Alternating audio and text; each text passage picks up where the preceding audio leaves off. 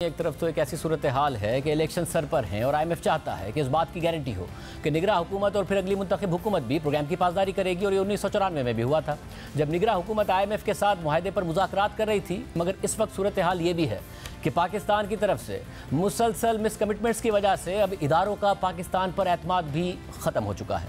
और ये खुशाइंद है कि तहरीक इंसाफ ने आज IMF अब से मुलाकात करके हुकूमत के साथ IMF के मुआहदे को खुशाइंद और मईशत के लिए लाजमी करार दिया है। मगर इस एतमाद को ख़त्म करने में जहाँ मौजूदा हुकूमत ने गुज़िश्ता 10 माह में किरदार अदा किया, तो वहीं साबिक हुक्मरान जमात तहरीक इंसाफ ने भी बड़ा किरदार अदा किया, जिसका आज भी उन्हें मुसलसल ताना पड़ रहा है, जो किरदार तहरीक इंसाफ का और इमरान खान का अपनी हुकूमत जाने के बाद रहा। मगर दिलचस्प बात यह भी है कि कुछ दिन पहले जब हुकूमत के लिए IMF प्रोग्राम की बहाली मुश्किल तरीन टास्क बना हुआ था और वज़ीर ख़जाना इसहाक डार ने यह जवाब देना शुरू कर दिया था कि जियो पॉलिटिक्स की वजह से IMF प्रोग्राम बहाल नहीं हो रहा है, और वज़ीर ख़जाना की इस गलत तौजीह पर मुआशी माहिरीन भी उन पर तनकीद कर रहे थे और सवाल उठ रहा था कि पाकिस्तान में मईशत पर कब तक सियासत होती रहेगी।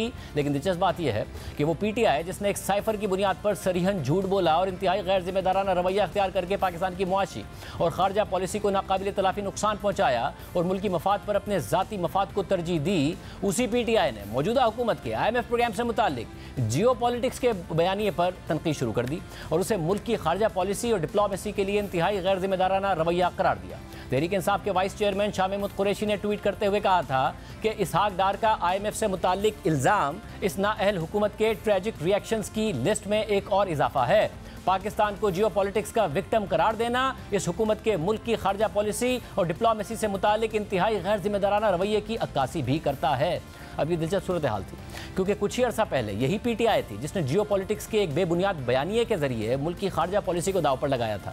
PTI ने अवामी सतह पर यह बयानिया बनाया कि अमेरिका ने साजिश करके हमारी हुकूमत गिराई क्योंकि वज़ीर-ए-आज़म इमरान खान ने रूस का दौरा किया था और यह बात अमेरिका को पसंद नहीं आई थी। फिर इल्ज़ाम लगाया कि अमेरिका पाकिस्तान की चीन के साथ कुर्बत से भी खुश नहीं था। फिर यह इल्ज़ाम भी लगा दिया कि IMF के जरिए भी हमारी हुकूमत के खिलाफ साजिश की गई थी और अब इस इम्पोर्टेड हुकूमत को IMF सपोर्ट करेगा। और जब IMF ने सपोर्ट नहीं किया तो फिर हुकूमत पर तनकीद शुरू कर दी कि इस हुकूमत से IMF प्रोग्राम बहाल नहीं हो पा रहा है। पहले वज़ीर आज़म होते हुए इमरान खान ने सुपर पावर और पाकिस्तान की सबसे बड़ी एक्सपोर्ट मार्केट अमेरिका पर इल्ज़ाम लगाकर मुल्क की पूरी खारजा पॉलिसी को दाव पर लगा दिया, मुल्क को ही कटहरे में खड़ा कर दिया। फिर एक साल तक इस बयानिए को फैलाते गए, पाकिस्तान की तमाम सियासी जमातों और इस्टेब्लिशमेंट को साजिश के मोहरे करार देते रहे। अपने इस बयानिए को हक़ व बातिल की जंग और जिहाद का नाम दे दिया। क्या हम कोई गुलाम हैं का नारा लगाया। सियासत, सहाफत, अदलिया और फौज सबको निशाना बनाया।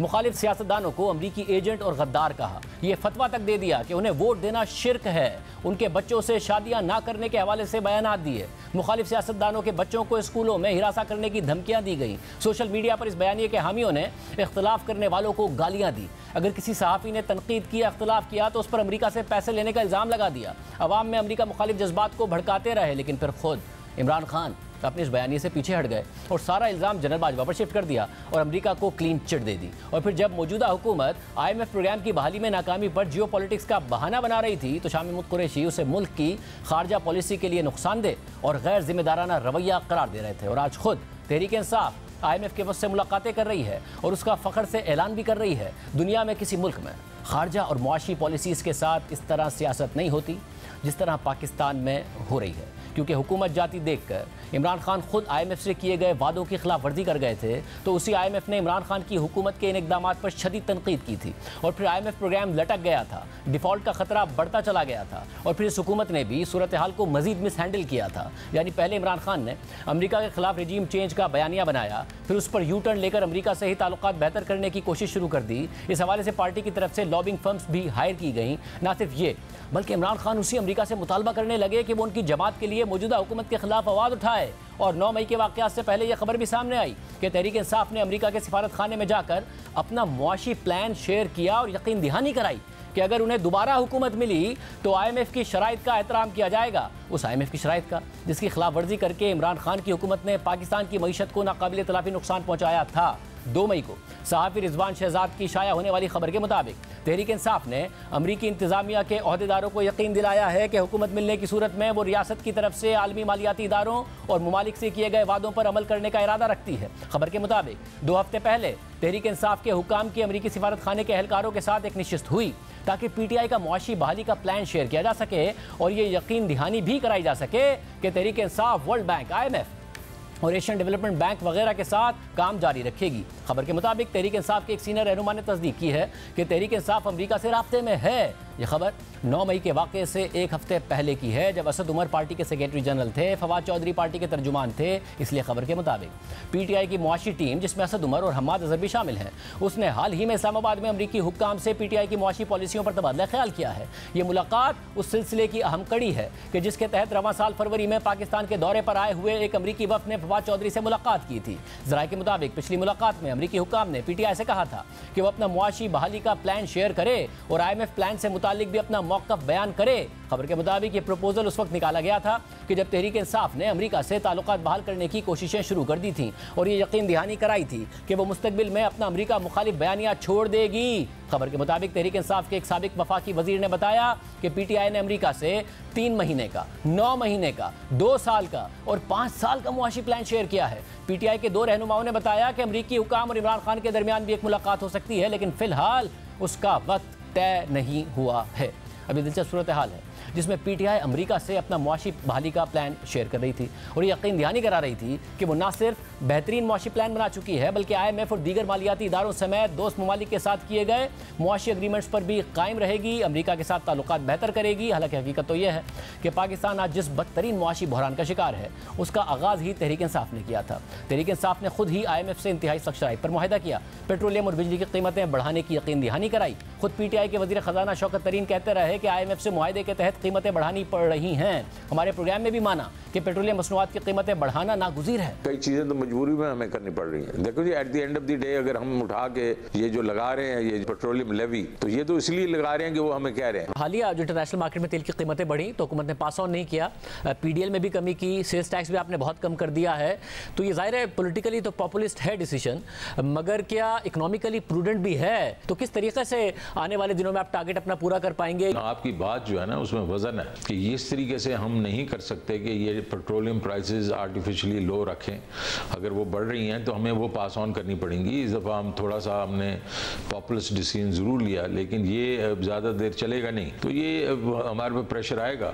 तो अभी तो हमारे पास गुंजाइश ही नहीं रहेगी ना कि अगर इसको ना करना पास ऑन, तो वो हमें अब करना पड़ेगा। मगर फिर इसके कुछ दिन बाद गुज़िश्ता साल फरवरी में अपनी हुकूमत जाती देखकर इमरान खान ने IMF के मुआहदे की खिलाफ वर्जी कर दी और पेट्रोलियम मसनूआत की कीमतें बढ़ाने के बजाय मज़ीद कम करके एक कीमत पर फ्रीज़ कर दी। बिजली की कीमत भी कम कर दी और अरबों रुपए की अनफंडेड सब्सिडीज़ का ऐलान कर दिया। साथ ही एक और एमनेस्टी स्कीम का भी ऐलान कर दिया और ये दावा भी कर दिया कि अवाम को ये रिलीफ IMF को मना कर दिया गया है। मगर फिर इमरान खान की हुकूमत ख़त्म हो गई और साथ ही उनके इस फैसले ने मुल्क की मईशत को भी सियासत की नज़र कर दिया। मुल्क पर डिफ़ॉल्ट के बादल मंडलाने लगे। नई हुकूमत के लिए IMF का मुआहदा बहाल कराना सख्त तरीन चैलेंज साबित हुआ और मुश्किल सियासी फैसलों में ताख़ीर करके मौजूदा हुकूमत ने भी मज़ीद नुकसान पहुँचाया।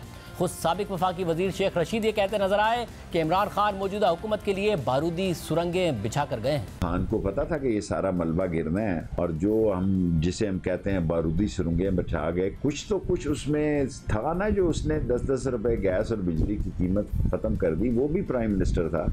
मगर इमरान खान आज भी कौम को बताते हैं कि अपनी दौर में अपनी हुकूमत जाते हुए वो पेट्रोल की कीमतें कम कर गए थे, मगर साथ ही हुकूमत को ताना देते हैं कि इनसे IMF का प्रोग्राम बहाल नहीं हो रहा है। बाद में खुद IMF की कंट्री रिपोर्ट में तहरीक इंसाफ की हुकूमत की तरफ से गुज़िश्ता प्रोग्राम रिव्यू के बाद प्रोग्राम की शराइत पर अमल ना करने पर तनकीद की गई और पेट्रोलियम मसनूआत पर सब्सिडी को मईशत की खराबी की वजह करार दिया गया। गुज़िश्ता साल सितंबर में जारी होने वाली रिपोर्ट के मुताबिक गुज़िश्ता माली साल के पहले 6 माह में यानी जुलाई से दिसंबर 2021 में बजट पर IMF प्रोग्राम की शराइत के मुताबिक अमल हो रहा था और हुकूमत प्राइमरी बजट सरप्लस देने में भी कामयाब रही थी। मगर फिर तीसरे क्वार्टर में प्रोग्राम टारगेट मिस होना शुरू हो गए और ऐसे ऐलानात कर दिए गए कि गुज़िश्ता माली साल के टारगेट्स के लिए जो हुकूमत ने वादे किए थे वो मुतासिर हो गए। फरवरी 2022 के आखिर में हुकूमत ने खर्चों में 24% का इजाफा कर दिया, जिसकी बड़ी वजह सब्सिडीज का ऐलान था। तेल और बिजली पर 4 माह की सब्सिडी का ऐलान कर दिया गया। रिपोर्ट के मुताबिक हालांकि बढ़ती हुई दरामदात की वजह से FBR के टैक्स रेवेन्यू में इजाफा होता रहा, मगर पेट्रोलियम मसनूआत पर सेल्स टैक्स और पेट्रोलियम लेवी जीरो करने और दीगर खर्चों में इजाफे से गुज़िश्ता माली साल के खसारे का टारगेट खतरे में पड़ गया और पाकिस्तान पर फाइनेंसिंग के दबाव में भी इजाफा हो गया। और इसी के साथ साथ फरवरी में एक ऑर्डिनेंस के जरिए इंडस्ट्री के लिए एक टैक्स एमनेस्टी स्कीम का भी ऐलान कर दिया गया, जो कि IMF प्रोग्राम में हुकूमत की तरफ से किए गए वादे के खिलाफ थी और फरवरी में ऐलान किए गए इस महंगे पैकेज को ख़त्म करने में देर करने से हुकूमत की फिस्कल कारकर्दगी पर असर पड़ा। यानी वाज़ेह है कि इमरान खान ने अपनी हुकूमत बचाने के लिए मुल्क की मईशत को दाव पर लगाया, फिर मौजूदा हुकूमत भी कोई बेहतर मुआशी कारकर्दगी नहीं दिखा सकी और फैसले करने में ताख़ीर करती रही। और यही वजह है कि आज पूरा मुल्क तारीखी महंगाई का शिकार है।